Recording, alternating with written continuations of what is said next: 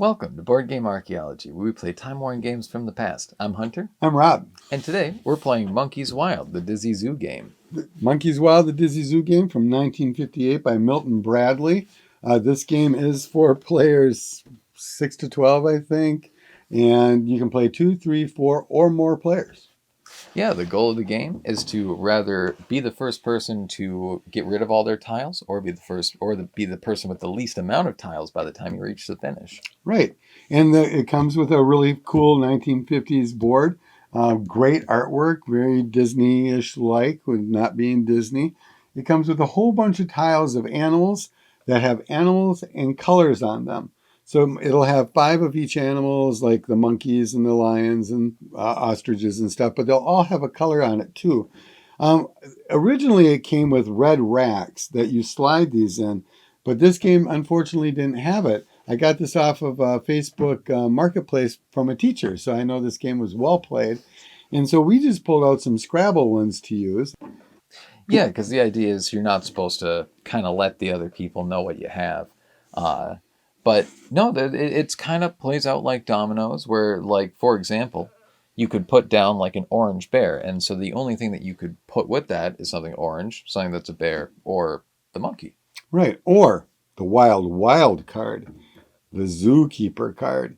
The zookeeper, if you pull this one up, you can literally play color an animal until you're out of tiles if you have the right setup in your hand.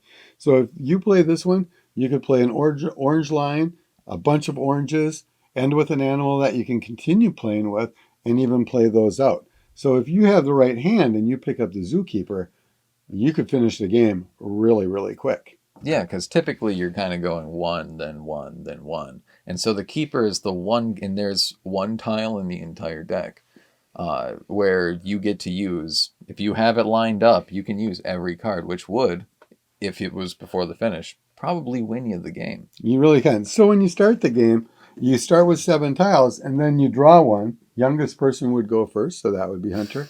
And then he would lay that down, and that's how you start the game. And then you just play till somebody's out of tiles, like Hunter said, or you finish the game.